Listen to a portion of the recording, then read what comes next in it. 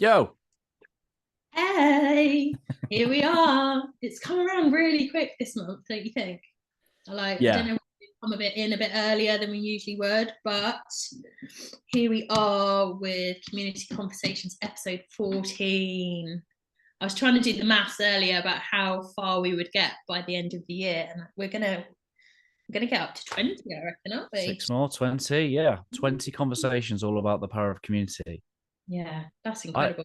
I would love by the end of this year to hear some examples of where community leaders, like listeners of this podcast, have gone, yeah, I just put this one thing into place and then now look at what I've been able to create with my. I'd love just to know like the ripple effect of just Yeah. one little thought, one little idea, one little nudge towards community collaboration rather than competition and individualism and going it alone. Yeah, I'd love to hear some of those things. That's one of the biggest things I think I've noticed in like my whole like journey with community and being a part of multiple communities as well is that it is just that you've got to have, I guess, just audacity is not the right word, but you've just got to have the passion and this idea that it's going to work. People are Mm, going to just want to come and be a part of this thing, this idea, this love that you have for something, whatever that is. And mm. they're going to want to be a part of that and help you grow it and bring their Yeah. own thoughts and ideas and everything to it. And I think, yeah, I'm just seeing it more and more as like I reflect on the places and spaces that I put Mm, myself in, that you've got to just, I think, keep leading yeah. and being passionate and keep exploring different ideas, not being afraid to open it up to other people. Mhm. That it doesn't, because community is not the singular, as we've often said. It's about everyone coming together, and that means everyone's ideas as well. Um, Mm. yeah, On the interview sessions a few years back, I interviewed a lady called Dr. Deborah Rosman from the Heart Math Institute. So if people are listening that are familiar with the more kind of heart math type work, there's this idea or this research that shows that consciousness fields that we have, obviously they grow and expand when we're in states of love, but we also get this thing called group coherence, group consciousness, right? So the frequency of the whole, right, and of the collective, and it really made me think about communities because I'm listening to the work of Neil Donald Walsh, and he's having his conversations with God, and there's this bit I've listened to recently where God's saying to Neil, he's like, yeah, you've got your individual consciousness, he says, but be careful of group consciousness, because group consciousness will override the individual power, the individual will. And if you're not in a group community that is to your betterment, to your highest good, or then be careful because the group consciousness will override your own individual will and take you into spaces and places you do not want to be. So God's advice still on that occasion is if you find yourself in a community that is not to your good or your highest will, and you don't want to be taken to spaces and places where you don't want to be, then leave that community. God's very clear to Neil in this book. Leave that community. And then the solution, go create your own. If you yeah, can't find a space or place that matches the consciousness that you have and you want to bring to affect a positive influence and have a heartprint on people, then you are to use your energy and your consciousness to create your own community. And God says to Neil, when you do that, people will find you because that is what they're looking for. They will resonate. They will tap into that frequency, whether that be the language you use, the energy that you bring, and then you will naturally build your own community and group consciousness. Why are you so happy about what I've just said? Like, why did that resonate with you in your soul? I've done that lots of times. And it took me a long time to understand, I guess, what that was and Yeah. why I was doing it. Um, and yeah, some of those spaces and places I'm not sort of fully involved with anymore, but I Yeah. I know that they are still up and running and operating, and so many people are benefiting from that. So that's why it's making me smile, because even if you start these things, you don't have to continually be a part of it as such. You can take a step back, you can take a step to the side, you can let these other people, like we were talking about, come in, embrace it, take it forward, amplify it, to use one of our sort of words. And I think that in itself is like how it can grow and expand and introduce new people as well all the time, because you can go in and you can have similar, same values and everything as other people, but we all just think and operate so differently. So we all bring something so different, I think, to it. And again, that's the beauty of the community, is that you just don't quite know what others' experiences and learnings they're going to bring to the table, and how that might work. I think that's, for me, what keeps it really interesting as well, that it's not the same. Yeah, I was at a networking meeting this morning. It's not really networking, it's a business support group, really, because it's basically an offshoot of what is a well-known kind of BNI network. And these people are like, I'm not really sure I don't really want to be too transactional. And so you've got all these like-minded, like-hearted people that have broken away and created a support group. So they've already got these values of serving and sharing and being in part of a community. But some of the downsides of these people is they're such servants of other people that they forget to like remember what they need, and they forget to remember that they need help with certain things. So it's a really interesting conversation this morning around the courage and the vulnerability it takes to sit there and go, I need help. I need help with certain things. I don't know it all when it comes. The pressure I have to have all the answers for my particular job or my industry is such a paradox, isn't it? Because these are such natural, helpful people, what they actually end up doing is denying one of their peers the opportunity to help them. Because they need and it's such an irony and paradox, isn't it? And we had a great conversation all around this idea of, if we were good at everything, we wouldn't have a need for each other. Like, our weaknesses are the context for community. We meet each other at our weaknesses. Why? Because we bridge the gap. We create connections at the point where we actually be useful to each other. That's the collaboration part, isn't it? Community collaboration. Yeah. Because if I was good at everything, I wouldn't need you. Wouldn't need to have conversations. I guess it's not about transactionally using people. It's about actually saying, do you know what?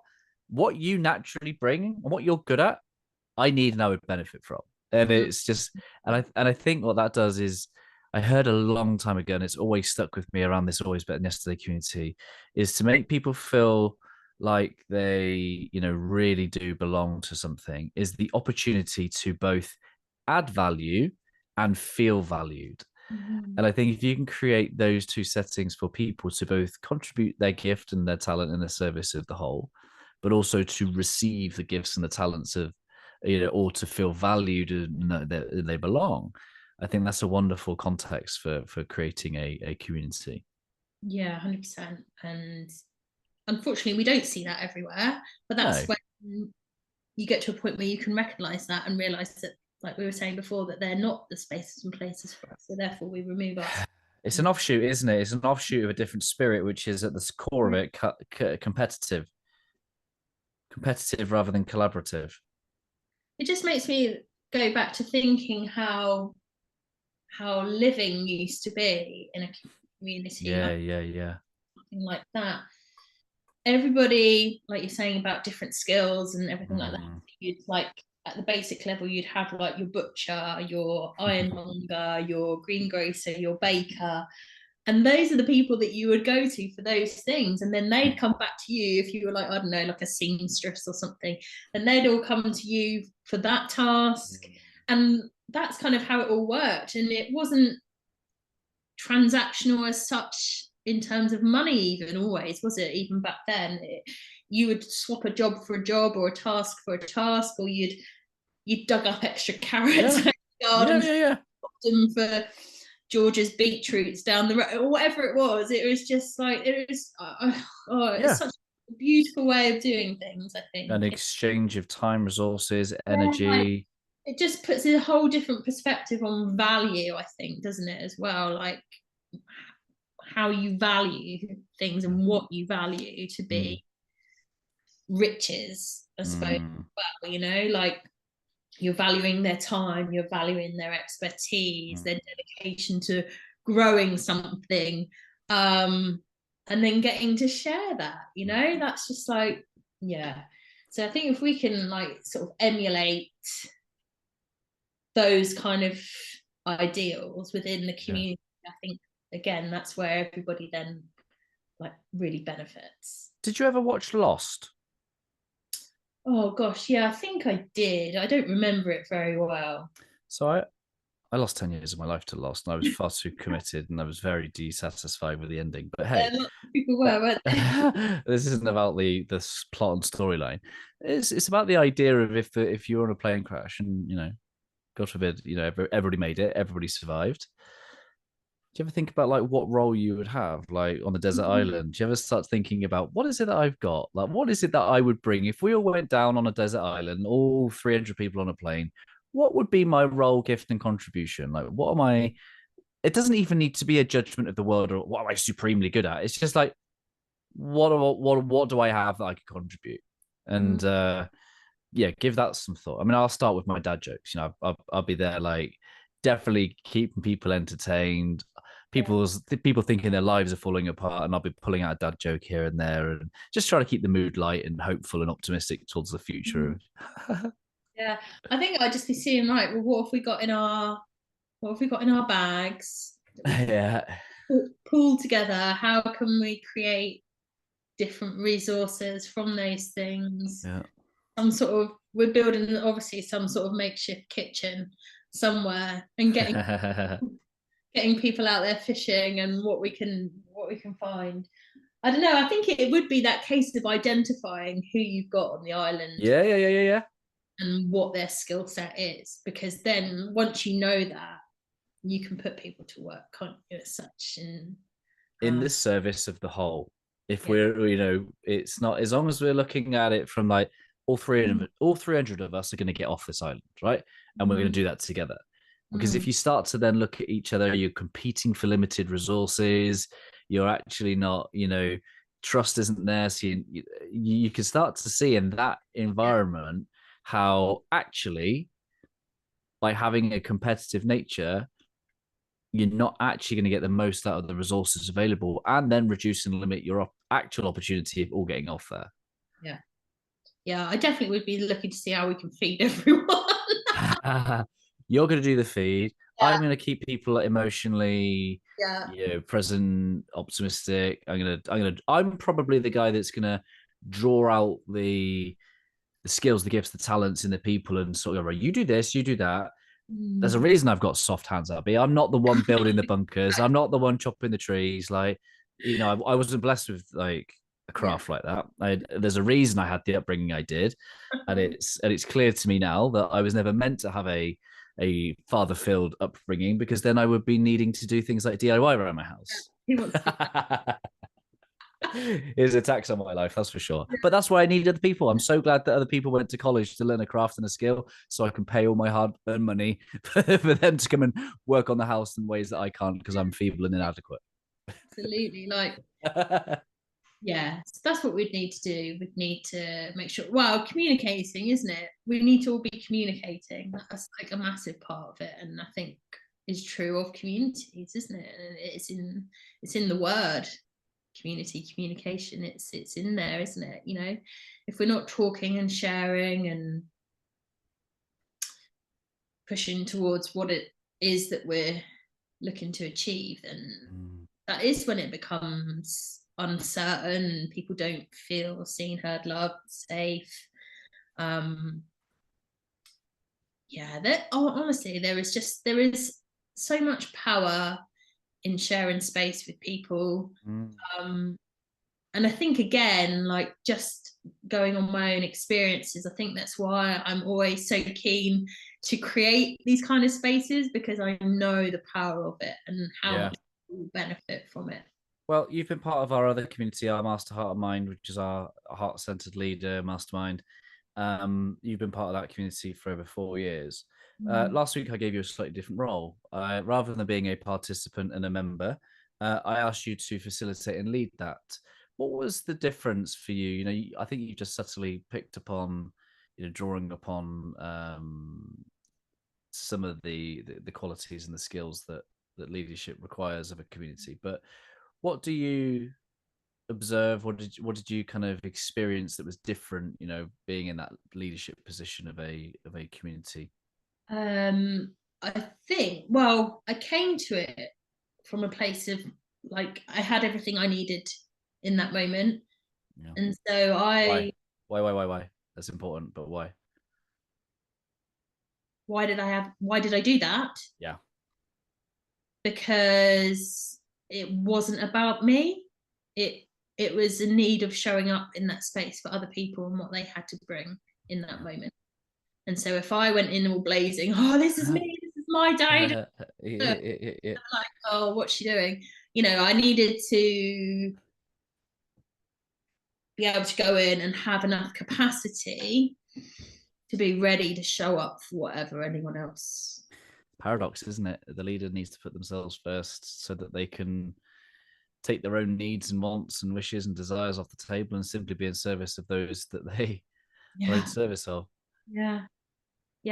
And but then what was also nice being in that space was I was still able to draw on my own experiences and obviously knowledge and things that I've gained to then support the other people that were on the call.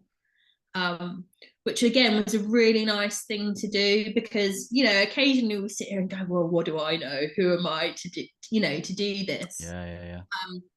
Which I didn't actually question this time. I was just like, right, I've been given this responsibility. That's it. Like you just said, I've been here this long. I know how this works. I know these people. Yeah. I've got this. Yeah. And as per a lot of these calls, they always play out however they're meant to play out. Yeah. So I was ready for that. I had enough experience to know that I could take on whatever everyone brought. And I think the great wisdom that we gain as facilitators of these spaces is that we are not the ones that need to have all the answers, have it all figured out. In fact, it's quite the opposite, because one of the things I heard you say to me before we jumped on this call was that you were able to facilitate others giving their own tips, experiences, and advice. And that's a powerful thing for any community leader to be able to understand, hear, and connect with, because you don't have to have all the answers. You just need to know who within your community would be useful to give relevant help, perspective, advice, guidance based on there. And again, that's that value of contribution and receiving, right? It's allowing other people to play their part. And yeah, I'm sure you did that absolutely brilliantly last week. Yeah, thank you. And I guess just to reiterate a bit more on that point as well, like not having to know everything, don't always have to be the one talking either. If anything else, it was really about the importance of listening even more, so that you could hear what everybody was saying and you could pull together and you could go to a certain person when they had information to share. So more than anything, it was I think the listening skill that was probably utilized the most. But that then in turn is the way that you do get to know everybody, isn't it? And you do then gather your information and resources in that way. So so that, like you say, the talking is not always as important as the listening. One of the so in my own personal coaching, I was set some homework recently, and I read this one phrase, and I'd heard it before, but sometimes something just hits you, it just jars you, just like mind compute failure, like it's like googling Google, and the whole thing shuts down, right? And this one sentence said, In the absence of that which I am not, that which I am is not. And I've write that down. In the absence of that which I am, so i.e., that which isn't me, Yeah. if that's not present, Mm. then what am I? And I'll give an example. It says, is in the absence of cold water, there's no such thing as hot water. Mm. In the absence of tall, there's no such thing as short. Mm. So, in the absence of individuals, there's no such thing as community. Mm. And it's this kind of perspective that says, do you know what? To experience the whole, we need to understand both the similarities and differences within. Because if there was no differences, there is no community. Mm. Because what is it? What do we call it? It just is. Yeah. So this is where we have to understand that even disunity, Mm. disparity, loneliness, without that, we wouldn't understand the gift that is community. Mm. How, like, One just without the other, isn't it? It's yeah. right. Without pain, how would we know joy? Mm. And I think that's what this world is. And I think whilst we would love the world to just be one pure community, we wouldn't Mm. have anything to call it because it would just be called heaven on earth. Mm. It would just be us operating as one, and we wouldn't have a word for it because there would be no alternative. Mm. And I think there's a great peace and an acceptance that comes to being that actually, do you know what? We wouldn't realize how powerful this stuff was if we hadn't had, you and I have probably experienced, and there'll be listeners listening that have experienced judgment, isolation, lack of belonging, all of those things, which then just creates the context for why community is so life-giving. Yeah. Just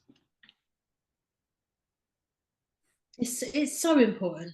Like I've kind of feel like I've run out of words a little bit now today because I'm just like dwelling on the enormity of how important community is, and I can only really go on my own based on my own experiences. But had I think I even said this to somebody else the other day in conversation, like had I have not have had a community to go to, which hands up at the start, I was like, why am I here? Why What am am I I doing? here? What can I possibly offer? you know, um, but if there hadn't have been something that just said, "You're welcome here, however you need to show up, whoever Yeah. whoever you are, whatever you're bringing, we don't know you, but we'd love to get to know you, right?" Like, had I not have chosen that, then I think my path would have maybe not forever, because I'd have probably got round to it eventually, but for a long period of time, in one of my toughest times, I think it could have played out really, really differently. So for me, like, I think again, that's probably why it is so important to me. I know that people need these people and spaces and places to go to, and how good it can make things. Yeah, so I have actually really been sort of thinking about that over the last few days. Powerful. Well, you and I, in a couple of weeks' time, we're going to go see Dr. Bruce Lipton in London. We're going to go meet the guy. We're going to give him a big hug. He finished the episode with me recently. So he's the author of The Biology of Belief. He's the co-author of Spontaneous Evolution and the author of The Honeymoon Effect. And if you combine the kind of three elements of his books, he concludes that the next phase of our evolution is created as a species, as an organism. The next phase of our evolution occurs when we are in states of love, partnership, community, and collaboration. And it's in those states that we will bring heaven on earth. We will go from being individuals to a collective. We are already individually a community of 50 trillion cells. So Bruce says, and he calls us to act like harmony of cells in service of the whole. So this thing called an Abbey and this thing called Orion, it's not really an individual thing. It's actually a community of 50 trillion cells, many little organs, all functioning perfect harmony. And he basically calls humanity to do that in the same way that 8 billion human beings, if they were cells, would work to form one body called humanity.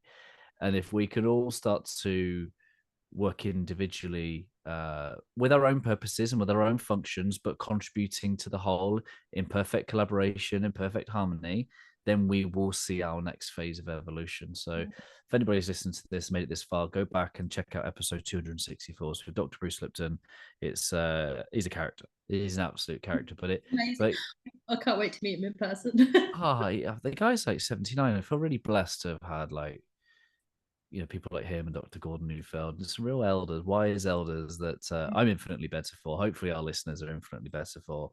But, you know, you got people like him that are still doing the good work at the age of nearly 80, sharing his heart. He was so gracious and complimentary of all the work that we're doing around the heart here at Always Better Than Yesterday. He's like, we really need that to help with our facilitation of this evolution, and for him just to be out the front, still leading and sharing that heart work with the world and trying to bring more heaven on earth, like That's it. He's kind of gathering his people, isn't he? For him, his like, community. I imagine at some point he's looking at what does that look like beyond his time here, and he's really thinking about kind of legacy, heartprint, leaving mentors. I guess you start to look back and think, oh, what's my time here, and yeah, so and then he has his own community, doesn't he? So he will hand his work over and he'll hand his baton over, and it'll be up to us to keep his. It would be amazing, actually. I'm just sort of thinking ahead to that day. Like, we don't know yet how many people are going to be in that space. Yeah. That seminar with us. But to think that all those people in that space have come together as a community to support Bruce and his work and to help facilitate their own. And then all those people are going out to their own communities. Right. To ripple out that work. It's just the true beneficiaries of our work are not our clients. No. They are everybody they interact with. So for Bruce, if it's 300 people in that room, the true beneficiaries are 300 times however many people we interact with throughout the rest of our life. Yeah, it's like daily, isn't it? You just don't know. Yeah. Love it. Should we wrap up? Yeah, that'd be wonderful. Thank you, everybody. If you're still listening to our community conversations, I think you can tell that we can probably go on and talk about this like forever. We've got one more thing to do. Katerina asked a question. Oh, she did ask us a question. I do apologize. And her question to us was, in our experience, what has been the best way to have people find us? How would you answer that question? For me, it's continually talking about who we are, what we do, and our own experiences and how this particular group community has supported us. That would be from my perspective. Yeah, honestly, it's really bizarre, isn't it? Sometimes there are not many conversations that I have with new people that I meet that I don't get around to talking about Always Better Than Yesterday. Yeah, that's very kind of you. Well, for me, the answer is simple, and it's just time. It's consistency. It's just showing up consistently. So, you know, I think we've really made a commitment over the last 2 to 3 years to build a local presence. And that doesn't mean to say every week or every month our coffee meetings grow. It just says every month we continually put ourselves in that space and place, and we make space for the possibility for community to form in person. And, you know, sometimes we'll be sat there and be like, wow, it's 25 people, it's buzzing, you know, and then other times it'd be like 6. Either way, that is still the presence of a community, a continual presence, and that builds trust and belonging, and it provides the structure and the greenhouse for whatever that is. And if people can't make it that time, great. Then as long as I come back to another one, like it's that for me. And I think And the showing up, isn't it? You know, I think and so, whatever yeah. that You know, is. and if I think about the podcast side of things, like people ask me about how do I get certain guests, and I'm like, well, I don't really know, other than the fact that I've done 260 of these things. You know, that's not a smarty pants answer. That is when you stand on top of doing things 200 times, it just naturally makes other things possible. Whether that be someone's had a conversation about it, you've invited someone to listen to it. So if we continue to do 20, 30, 40, 50, you know, community connections in person, then that's a lot of opportunities for people to come connect. And we stand on top of every little heartprint because every contact leaves a trace. And then that might lead to the possibility of someone else coming along, someone else being invited. I think it's as simple as that. Be present, be consistent, and continue to extend a hand of invitation. And I think, you know, if you continue to extend a hand of invitation, you allow people to come and experience it. And that's the real thing. People need to come and get their own experience. That's how you'll understand, yeah, or get the feeling of the words that we are using. Yeah. And the good thing about having an experience is if it's not your space and place, don't come, like you're not going to waste your time by coming back. And which is great, right? So give yourself the experience to go, is this my place or not? And invariably people go, oh, I love it here. This is great. I want to come back. And you know, and we'll continue to make space and place for those people to come back. I think what we hit 7 years this year. So I think in 3 years we should plan a big party, a big one, and invite all of our, you know, plan it really far in advance. Maybe just do a world tour, Abby. Maybe we're just getting out. I'm well down for that. Yeah, I think we're off. Well, Brisbane, Sweden, Ireland, 5 or 6 different states in America. What a better way to spend our 10th year, right? Yeah. when will that be? 2027. Mark your calendars now. If you want us to come tour your town, come let us know. We're there. We'll be there. Abby, thank you for being my co-host. Oh, it's always a pleasure. Thank you for having me. We'll see you again next time, guys. Episode 15 next time. This podcast is brought to you by 2 people who just really love and believe in the power of community. And if you want to come and join these conversations, you want to be part of this conversation, then keep an eye out. Abby puts the events out in the Facebook group, on our LinkedIn. I'll also put it on the graphic that we share on social media. Put the date and time in your calendar and come and join us live. We'd love to kind of hear your perspectives and get involved in the conversation, much like Bill did last month, and Jason did last month, Jonathan the month before. Yeah, we've all jumped on. No, it's brilliant, and it really is supporting like what we've talked about today. And it's not just about us; it's about the entire community and what they all bring. So yeah, that'd be amazing. See you next time.